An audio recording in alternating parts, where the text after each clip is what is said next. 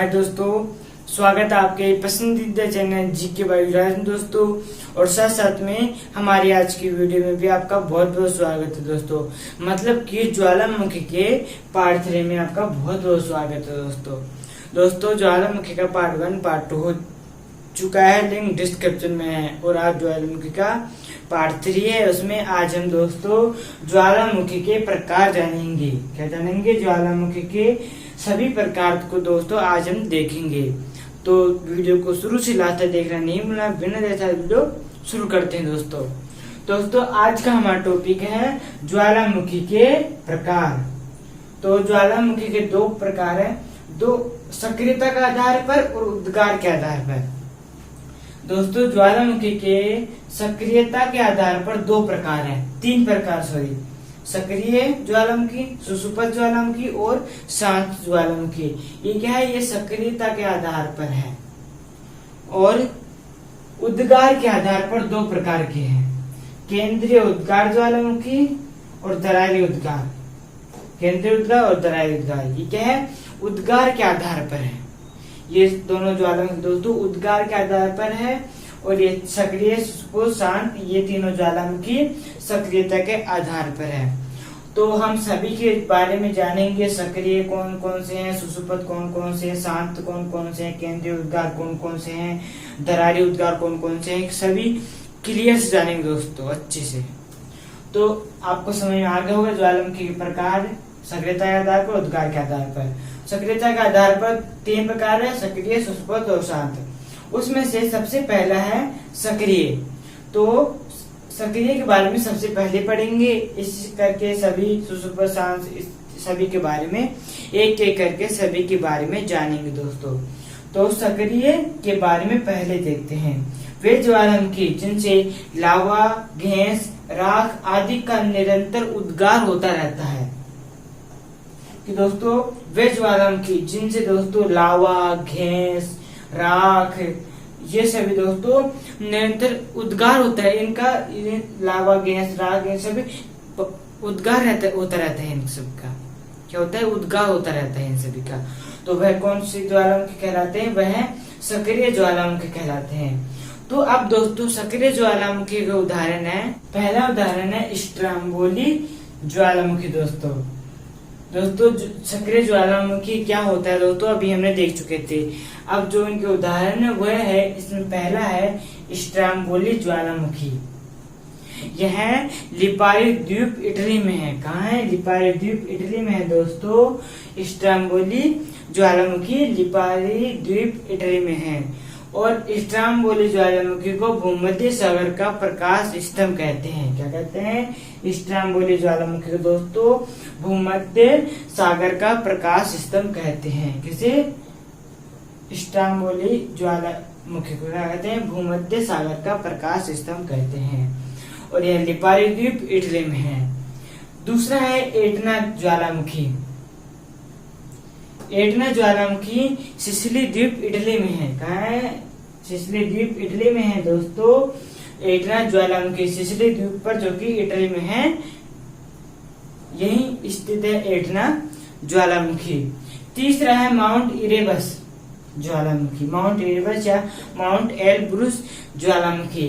Mount Erebus ज्वालामुखी यह Antarctica में है। कहाँ है? माउंट इरेबस ज्वालामुखी यह अंटार्कटिका में है दोस्तों। और माउंट इरेबस ज्वालामुखी अंटार्कटिका का एकमात्र सक्रिय ज्वालामुखी है। क्या है? अंटार्कटिका महाद्वीप का एकमात्र सक्रिय ज्वालामुखी है दोस्तों माउंट इरेबस ज्वालामुखी। चौथा है, मतलब फोर्थ नंबर का है बेरन द्वीप।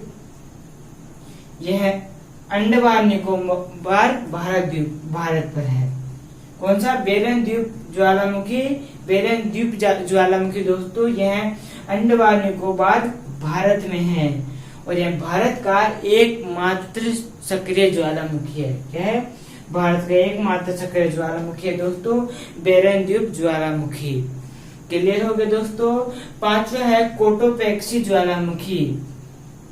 कोटोपैक्सी ज्वालामुखी दोस्तों एंडीज पर्वत इक्वेडोर के दक्षिण अमेरिका में है।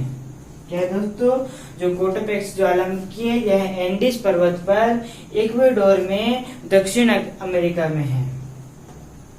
एंडीज पर्वत पर इक्वेडोर में दक्षिण अमेरिका में है। क्लियर दोस्तों, कोटोपेक्सी कहाँ है, एंडीज पर्वत पर इक्वेडोर में इक्वेडोर के दक्षिण अमेरिका में।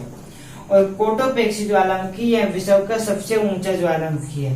क्या है, विश्व का सबसे ऊंचा ज्वालामुखी है दोस्तों कोटोपेक्सी ज्वालामुखी। यह एंडीज पर्वत पर इक्वेडोर में दक्षिण अमेरिका में है।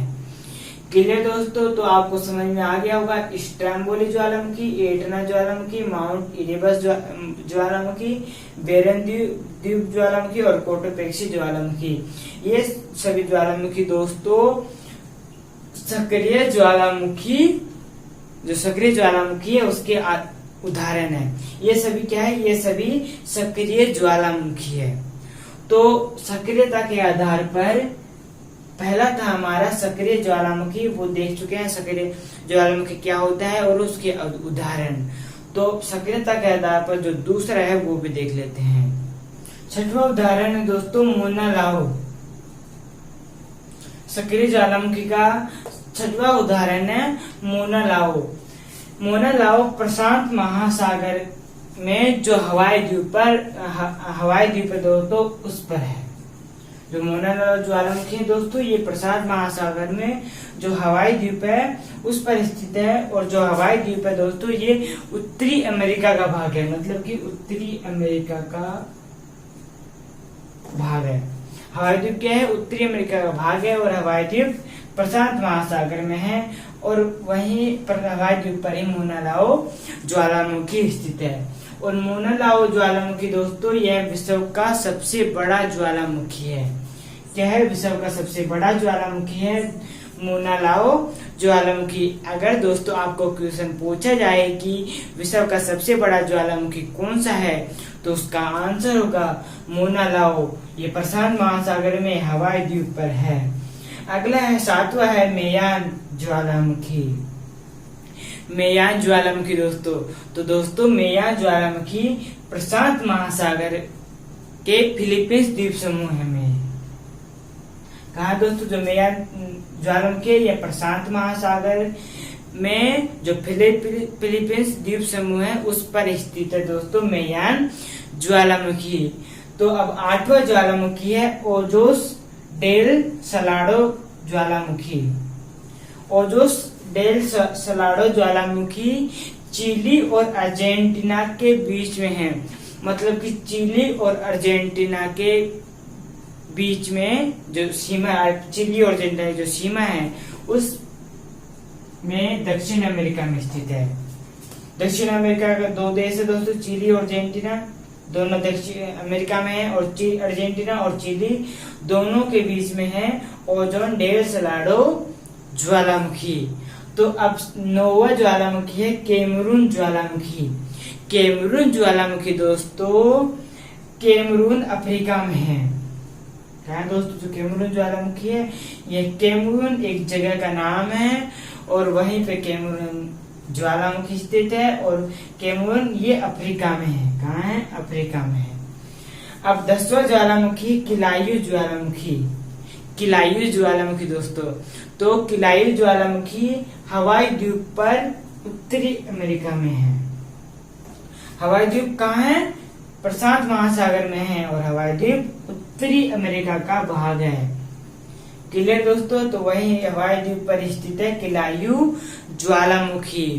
अब 11वां ज्वालामुखी है माउंट पिनाटुबो ज्वालामुखी। माउंट पिनाटुबो ज्वालामुखी, तो माउंट पिनाटुबो ज्वालामुखी प्रशांत महासागर में फिलीपींस में है। प्रशांत महासागर के जो फिलीपींस द्वीप समूह है उस पर स्थित है दोस्तों माउंट पिनाटुबो ज्वालामुखी। तो मोना लाओ ज्वालामुखी, मेयान ज्वालामुखी, ओजोन डेल सलाडो ज्वालामुखी, कैमरून ज्वालामुखी और किलायू ज्वालामुखी और माउंट पिनाटुबो ज्वालामुखी, ये सभी क्या है, ये सभी सक्रिय ज्वालामुखी है। और ये क्या है, सक्रिय ज्वालामुखी के उदाहरण है दोस्तों। तो सक्रिय ज्वालामुखी के कुल मिलाकर 11 उदाहरण है दोस्तों। तो सक्रियता के आधार पर दोस्तों पहला भाग था हमारा सक्रिय ज्वालामुखी। अब दोस्तों दूसरा है सुषुप्त ज्वालामुखी। तो सुषुप्त ज्वालामुखी क्या है, सुषुप्त ज्वालामुखी के क्या उदाहरण है दोस्तों देख लेते हैं। आगे है दोस्तों सुषुप्त या प्रसुप्त ज्वालामुखी। सुषुप्त या प्रसुप्त ज्वालामुखी क्या होते हैं? तो वे ज्वालामुखी जिनमें एक बार उद्गार के बाद कुछ समय तक उद्गार नहीं होता है परंतु कभी कभी उद्गार होता है, तो वह ज्वालामुखी सुषुप्त या प्रसुप्त ज्वालामुखी कहलाते हैं। कौन से ज्वालामुखी? वे ज्वालामुखी जिनमें एक बार उद्गार के बाद कुछ समय तक उद्गार नहीं होता है परंतु कभी कभी उद्गार होता है, तो वे ही ज्वालामुखी कहलाते हैं सुषुप्त या प्रसुप्त ज्वालामुखी। ये सबसे ज्यादा विनाशकारी होते हैं। क्या होते हैं? सबसे ज्यादा विनाशकारी होते हैं दोस्तों सुषुप्त या प्रसुप्त ज्वालामुखी। अब है दोस्तों सुषुप्त या प्रसुप्त ज्वालामुखी के उदाहरण। तो पहला उदाहरण है फ्यूजियामा ज्वालामुखी। फ्यूजियामा ज्वालामुखी ये जापान में है। कहाँ है फ्यूजियामा ज्वालामुखी? यह जापान में है। दूसरा वेसुवियस ज्वालामुखी, यह इटली में है। वेसुवियस ज्वालामुखी ये इटली में है। और तीसरा क्राकाताओ ज्वालामुखी, ये इंडोनेशिया में है। कहाँ है? ये इंडोनेशिया में है। क्राकाताओ ज्वालामुखी इंडोनेशिया में। चौथा सेम्बंग ज्वालामुखी, यह भी इटली में है। क्या है? इटली में है। और वेसुवियस ज्वालामुखी ये भी इटली में है। और पांचवा नारकोंडम ज्वालामुखी, यह भारत के अंडमान निकोबार में है। भारत के अंडमान निकोबार में है दोस्तों नारकोंडम ज्वालामुखी। फ्यूजियामा ज्वालामुखी, वेसुवियस ज्वालामुखी, क्राकाताओ ज्वालामुखी, सेम्बंग ज्वालामुखी, नारकोंडम ज्वालामुखी, ये सभी ज्वालामुखी प्रसुप्त या सुषुप्त ज्वालामुखी है। मतलब कि प्रसुप्त या प्रसुप्त ज्वालामुखी के उदाहरण है। तो आपको समझ में आ गया होगा दोस्तों सुषुप्त या प्रसुप्त ज्वालामुखी क्या होते हैं। वे ज्वालामुखी जिनमें एक बार उद्गार के बाद कुछ समय तक उद्गार नहीं होता है परंतु कभी कभी उद्गार होता है, वह ज्वालामुखी कहलाते हैं सुषुप्त या प्रसुप्त ज्वालामुखी। तो ये था हमारा सक्रियता के आधार पर दूसरा सुषुप्त या प्रसुप्त ज्वालामुखी। और पहला हो गया है, दूसरा भी हो गया है। अब जो तीसरा है वो भी देख लेते हैं। आगे हैं दोस्तों शांत या निष्क्रिय ज्वालामुखी। शांत ज्वालामुखी वे ज्वालामुखी जिनमें एक बार उद्गार के बाद फिर से उद्गार होने की संभावना कम रहती है, संभावना ही नहीं है, तो उसे हम क्या कहते हैं? उसे हम शांत ज्वालामुखी कहते हैं। कि जिसमें एक बार उद्गार के बाद फिर से उद्गार की संभावना नहीं है, तो उसे हम क्या कहेंगे? उसे हम शांत ज्वालामुखी कहेंगे। तो दोस्तों शांत ज्वालामुखी के उदाहरण है, पहला उदाहरण है चिम्बेरोजी। चिम्बेरोजी ये एंडीज पर्वत पर इक्वेडोर देश में दक्षिण अमेरिका महाद्वीप में है। इक्वेडोर देश दक्षिण अमेरिका महाद्वीप में स्थित है।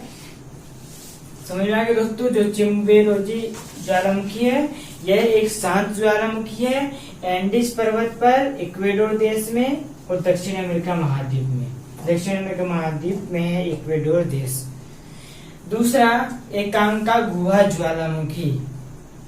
एकांका गुहा ज्वालामुखी ये भी एंडीज पर्वत पर है और चिली देश में है। एंडीज पर्वत पर चिली देश में है और दक्षिण अमेरिका महाद्वीप में। एंडीज पर्वत पर चिली देश में और दक्षिण अमेरिका महाद्वीप में स्थित है दोस्तों एकांका गुहा ज्वालामुखी। तीसरा किलिमंजारो ज्वालामुखी।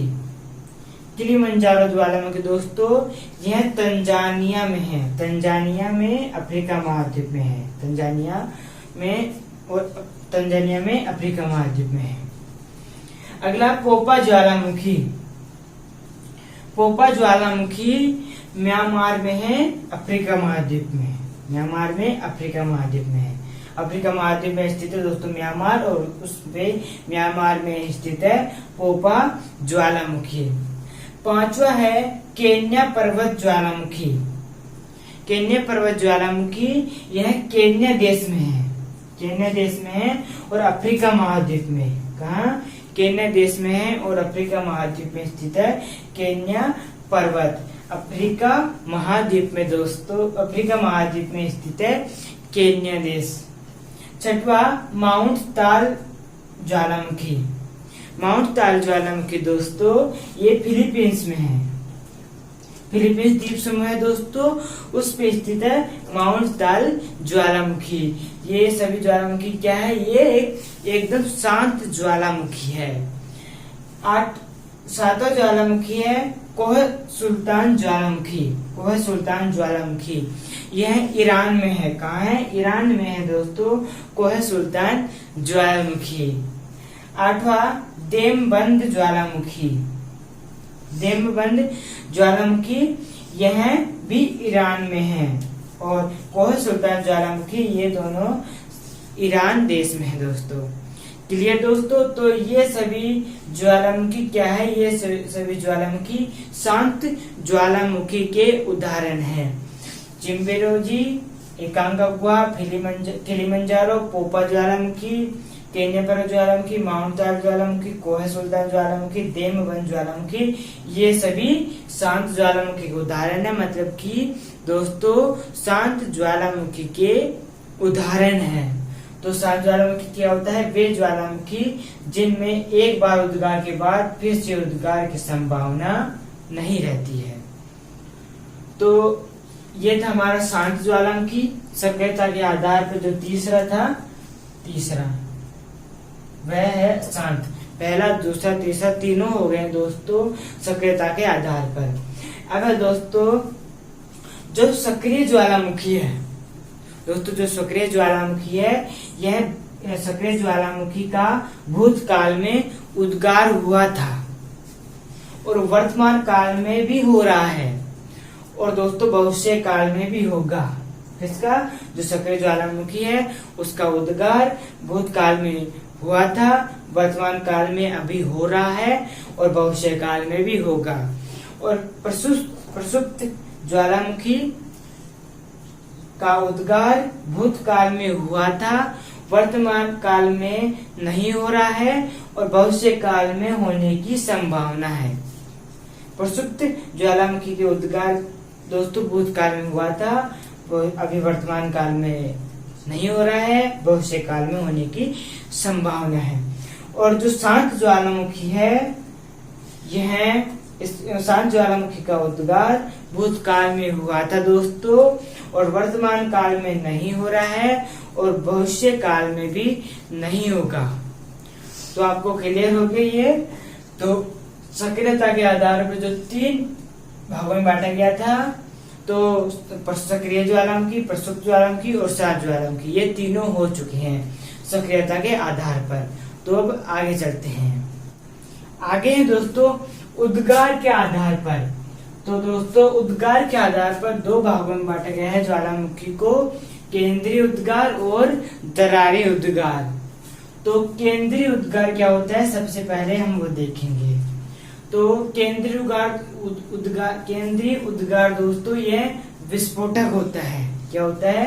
केंद्रीय उद्गार दोस्तों विस्फोटक होता है।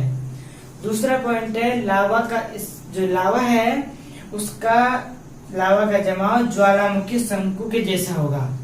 मतलब दोस्तों यहाँ तब तरल पदार्थ मतलब कि मेग्मा है, तो यह ज्वालामुखी नदी से धरातल पर आएगा तो वह लावा कहलाएगा। तो जो लावा है यह ज्वालामुखी शंकु के जैसा बन जाएगा, इससे ज्वालामुखी शंकु के जैसा बन जाएगा, तो उसे हम केंद्रीय उद्गार कहेंगे। और यह विस्फोटक होता है, मतलब कि ज्वालामुखी नदी से दोस्तों यह तेजी से ऊपर जाता है फिर नीचे आता है, तो तेजी से मतलब कि विस्फोटक। अगला पॉइंट है ज्वालामुखी पर्वतों का निर्माण होता है। दोस्तों केंद्रीय उद्गार जब होता है तो इनसे ज्वालामुखी पर्वतों का निर्माण होता है। आगे लावा के साथ गैसों की अधिकता होती है। दोस्तों जब मैग्मा धरातल में पहुंचता है तो वह लावा कहलाता है। तो लावा के साथ दोस्तों गैसों की अधिकता रहती है, अधिकता। अगला यह विनाशकारी होता है। केंद्रीय उद्गार दोस्तों विनाशकारी होता है। समझ में आ गया कि जो केंद्रीय उद्गार है यह क्या होगा, यह विनाशकारी होगा। तो आपको समझ में आ गया होगा केंद्रीय उद्गार के सभी पॉइंट। यह विस्फोटक होता है, लावा का जमाव इसमें ज्वालामुखी शंकु के जैसा होता है। केंद्रीय उद्गार ज्वालामुखी पर्वतों का निर्माण करता है। केंद्रीय उद्गार में लावा के साथ गैसों की अधिकता रहती है और केंद्रीय उद्गार विनाशकारी होते हैं।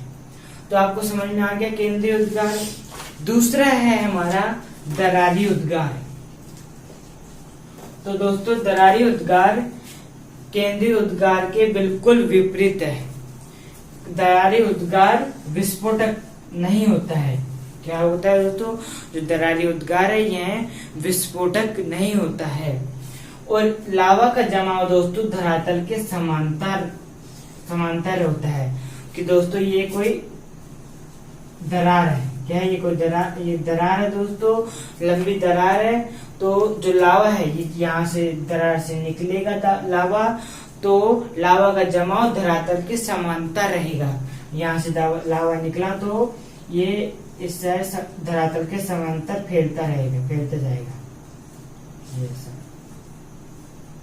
धरातल के समांतर जमा होता है दोस्तों दरारी उद्गार,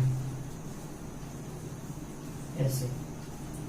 तो दरारी उद्गार में लावा का जमाव धरातल के समांतर होगा। अगला पॉइंट है ज्वालामुखी पठारों का निर्माण होगा। दरारी उद्गारों से दोस्तों ज्वालामुखी पठारों का निर्माण होगा। अगला पॉइंट गैसों का अभाव रहेगा। दरारी उद्गार में दोस्तों गैसों का अभाव रहेगा। अगला दरारी उद्गार विनाशकारी नहीं होंगे। क्या होंगे दोस्तों, जो दरारी उद्गार है ये विनाशकारी नहीं होंगे, मतलब कि शांत, इसे हम शांत ज्वालामुखी भी कह सकते हैं। शांत रहेंगे मतलब कि विनाश नहीं करेंगे, विनाशकारी नहीं होते हैं।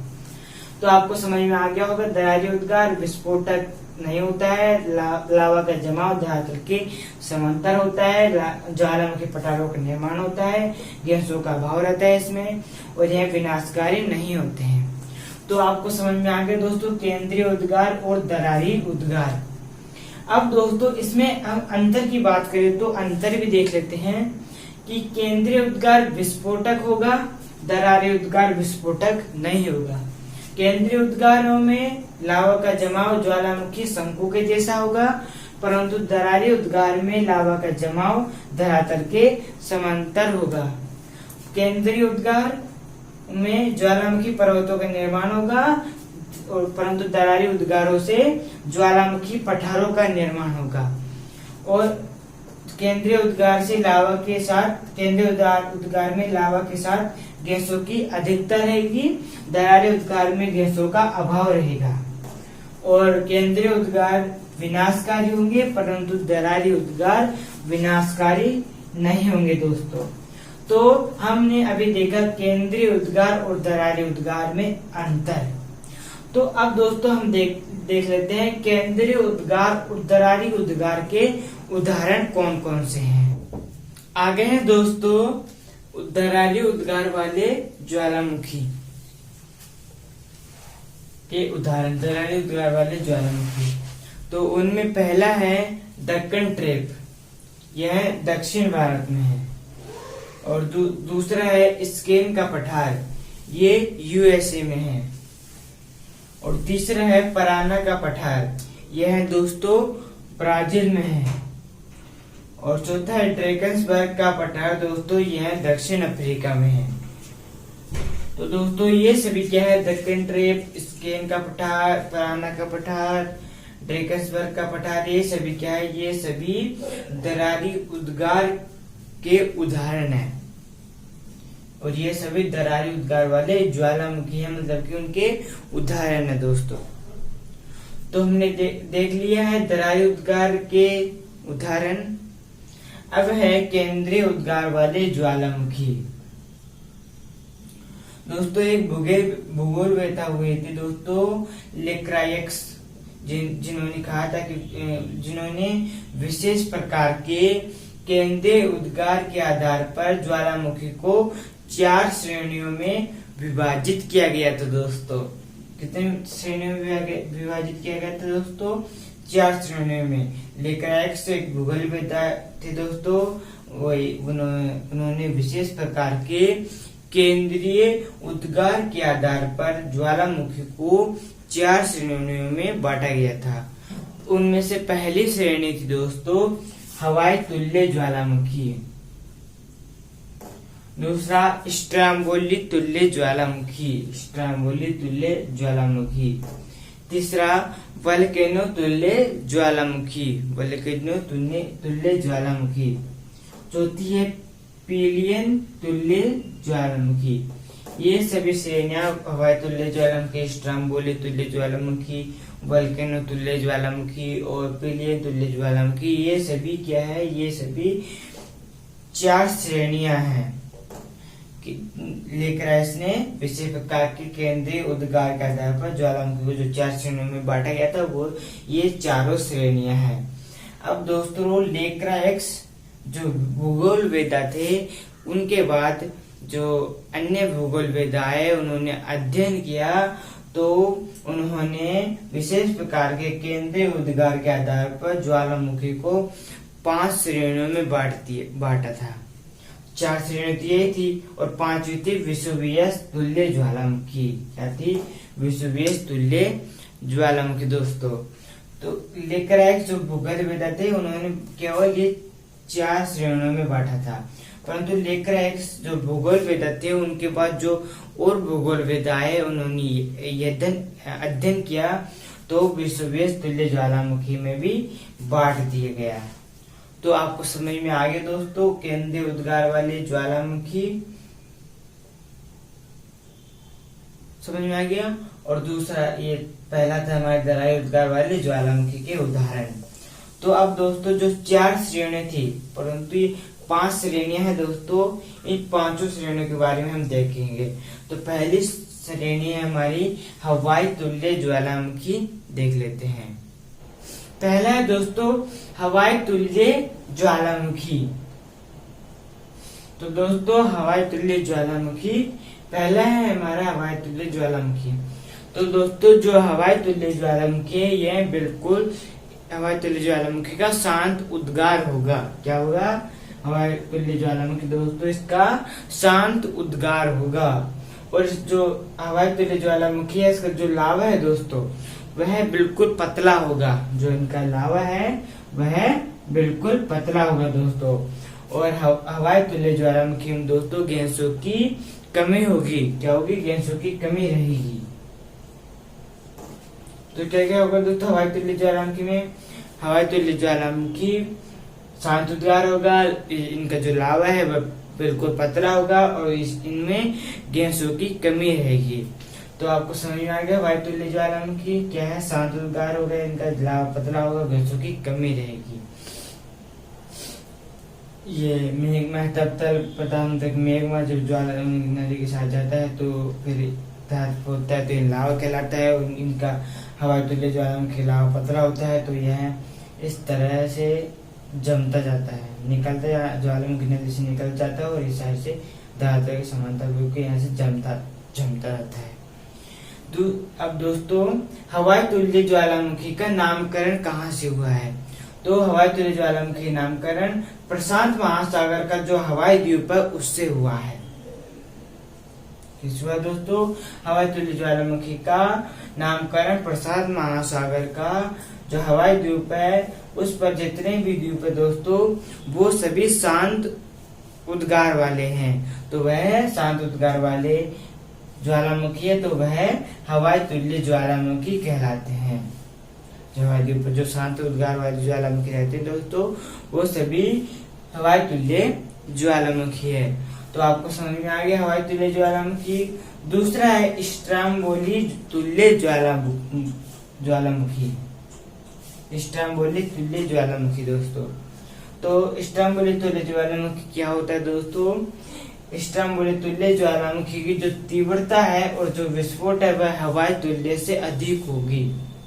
क्या होगी दोस्तों? जो स्ट्रोम्बोली तुल्य ज्वालामुखी है, इनकी जो तीव्रता है और जो इनका विस्फोट है दोस्तों, वह हवाई तुल्य से अधिक होगा। क्लियर दोस्तों? और हवाई स्ट्रोम्बोली तुल्य ज्वालामुखी का जो लावा है दोस्तों बिल्कुल गाढ़ा होगा। क्या होगा? इनका जो लावा है दोस्तों वह गाढ़ा होगा। स्ट्रोम्बोली तुल्य ज्वालामुखी जो लावा है वह गाढ़ा होगा। और हवाई स्ट्रोम्बोली तुल्य ज्वालामुखी में दोस्तों गैसों की अधिकता होगी। इसमें गैसों की कमी थी, इसमें गैसों की अधिकता होगी, अधिक गैस होगा दोस्तों। तो स्ट्रोम्बोली तुल्य ज्वालामुखी में तीव्रता और विस्फोट हवाई तुल्य से अधिक होगा। इनका जो लावा है वह गाढ़ा होगा और इनमें गैसों की अधिकता होगी। अब दोस्तों इन स्ट्रोम्बोली तुल्य ज्वालामुखी का नामकरण। तो स्ट्रोम्बोली तुल्य ज्वालामुखी का नामकरण दोस्तों लिपारी द्वीप पर दोस्तों जो स्ट्रोम्बोली ज्वालामुखी है ना, लिपारी द्वीप पर दोस्तों जो स्ट्रोम्बोली ज्वालामुखी है दोस्तों, स्ट्रोम्बोली उससे रखा गया है स्ट्रोम्बोली तुल्य ज्वालामुखी का नाम। और दोस्तों ये तब तरल पदार्थ है और ज्वालामुखी नली से निकलता है मैग्मा और ये ऊपर जाता है तो लावा कहलाता है और ये इस तरह से यह जम जाता है। इनकी जो तीव्रता है वह अधिक होती है। तो यहाँ जो गैस है दोस्तों वह ऊपर चली जाती है, जो गैस है दोस्तों वो ऊपर चली जाती है। तो आपको समझ में आ गया स्ट्रोम्बोली तुल्य ज्वालामुखी और हवाई तुल्य ज्वालामुखी। पहला हवाई तुल्य ज्वालामुखी, दूसरा स्ट्रोम्बोली तुल्य ज्वालामुखी दोस्तों। जो तीसरा है वो भी देख लेते हैं। तीसरा है दोस्तों वल्केनो तुल्य ज्वालामुखी। तो वल्केनो तुल्य ज्वालामुखी दोस्तों इसकी तीव्रता के साथ विस्फोटक होगा। मतलब दोस्तों तेजी से इसका विस्फोट होगा, तीव्रता के साथ इसका विस्फोटक होगा दोस्तों। इसका वल्केनो तुल्य ज्वालामुखी दोस्तों तीव्रता के साथ विस्फोटक होगा। अगला लावा के साथ दोस्तों निकली गैसें, धूल, अन्य पदार्थ वायुमंडल में अधिक ऊंचाई तक जाती है। कि दोस्तों यहाँ से मैग्मा निकला तो धरातल पर जाते ही वह कहलाता है लावा। तो लावा के साथ दोस्तों जो गैसें हैं, जो गैसें हैं, जो धूल है और जो अन्य पदार्थ है दोस्तों वो वायुमंडल में अधिक ऊंचाई तक जाते हैं। ठीक है दोस्तों, यहाँ से मेघ निकला और यहाँ ज्वालामुखी नली से तो यहाँ धरातल पर आया तो वह लावा कहलाता है। तो दोस्तों लावा इस तरह से जम जाता है, फिर वहाँ की लावा के साथ जो गैसें और जो अन्य पदार्थ आते हैं लावा के साथ वो वायुमंडल में दोस्तों अधिक ऊंचाई तक जाते हैं। ऐसे बादल की आकृति बन जाती है। किसकी आकृति बन जाती है दोस्तों? फूल गोभी के समान आकृति बन जाती है। दिख रहा है दोस्तों, फूल गोभी के समान आकृति बन जाती है या बादल के समान आकृति बन जाती है दोस्तों। तो आपको समझ में आ गया वल्केनो तुल्य ज्वालामुखी। वल्केनो तुल्य ज्वालामुखी का नामकरण कहाँ से हुआ है? तो दोस्तों वल्केनो तुल्य ज्वालामुखी का नामकरण लिपारी द्वीप पर दोस्तों जो वल्केनो ज्वालामुखी है वहां उससे पड़ा है। जो लिपारी द्वीप पर जो वल्केनो ज्वालामुखी दोस्तों उससे वल्केनो तुल्य ज्वालामुखी नाम रखा गया है। तो दोस्तों आपको समझ में आ गया केंद्रीय उद्गार वाले ज्वालामुखी में वल्केनो तुल्य ज्वालामुखी।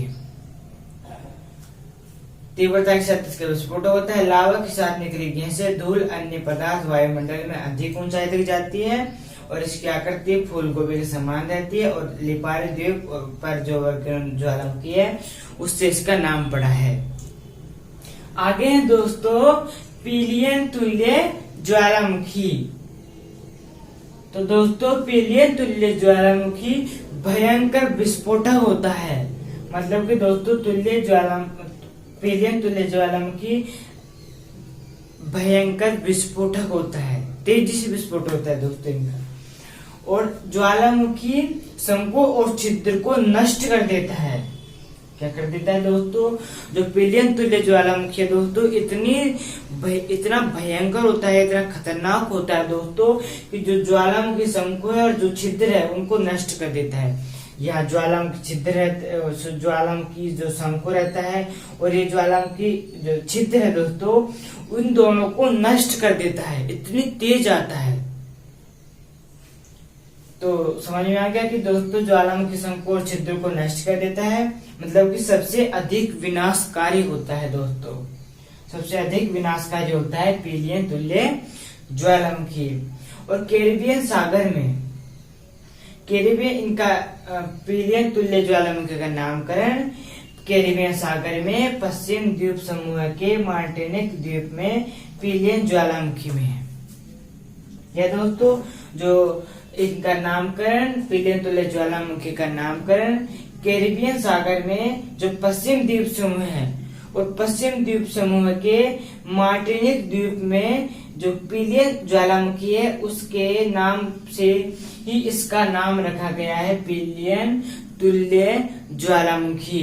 तो दोस्तों यह तप्त तरल पदार्थ है, मतलब कि मेग्मा। तो दोस्तों जो मेग्मा है ये ज्वालामुखी नली से निकलता है तो ये सीधे ऊपर जाता है, मतलब कि इतना तेज आता है सीधे ऊपर जाता है ना। तो इतना तेज आता है दोस्तों जो छिद्र है यहाँ जिसके सारे वो बाहर निकलता है और यहाँ जो ज्वालामुखी शंकु रहते हैं उन दोनों को नष्ट करके ऊपर जाता है, ऊंचाई तक जाता है दोस्तों, उन दोनों को नष्ट कर देता है। मतलब कि सबसे अधिक विनाशकारी है पीलियन तुल्य ज्वालामुखी। तो ये था हमारा केंद्रीय उद्गार वाले ज्वालामुखी का लास्ट और फोर्थ और लास्ट हुआ पीलियन तुल्य ज्वालामुखी। जो 4 श्रेणियां थी केंद्रीय उद्गार वाले ज्वालामुखी को 4 श्रेणियां थी, वो चारों श्रेणियां दोस्तों हमने देख चुके हैं और दोस्तों उद्गार के आधार पर भी देख चुके हैं दोस्तों।